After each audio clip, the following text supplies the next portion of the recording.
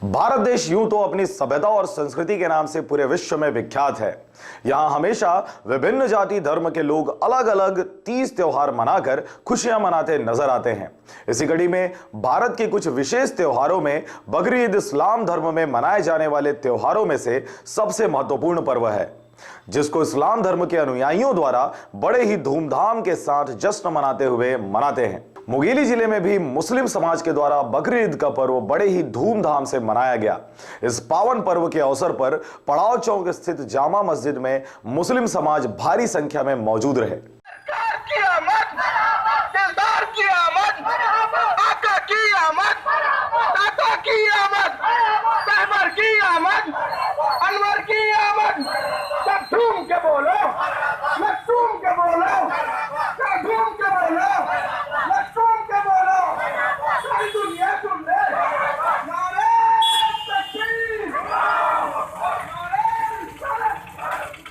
हज़रत इस्माइल जबीउल्लाह अलैहिस्सलातु वस्सलाम की सुन्नत को ज़िंदा करते हैं, तो इसलिए हम लोग कुर्बानी पेश करते हैं।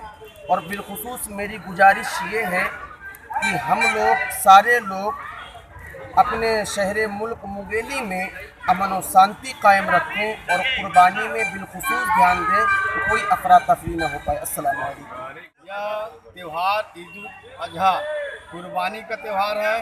इसमें खुदा हमसे अपनी अजीज जो सबसे ज़्यादा प्यारी है उस चीज़ की कुर्बानी मांगे थे। उसमें हमारे इब्राहिम अलैहिस्सलाम अपने बेटे को इस्माइल अलैहिस्सलाम को कुर्बान करने के लिए गए थे, मगर खुदा उनका इम्तिहान लेना चाहते थे कि ये करते हैं कि नहीं करते हैं, और उनका इम्तिहान में वो कामयाब हो गए।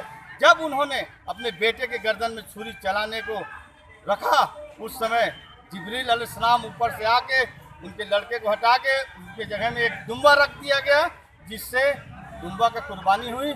उस समय से आज तक मतलब अपने अजीज अपने प्यारा चीज़ को कुर्बान करने के लिए कुर्बानी दी जाती है।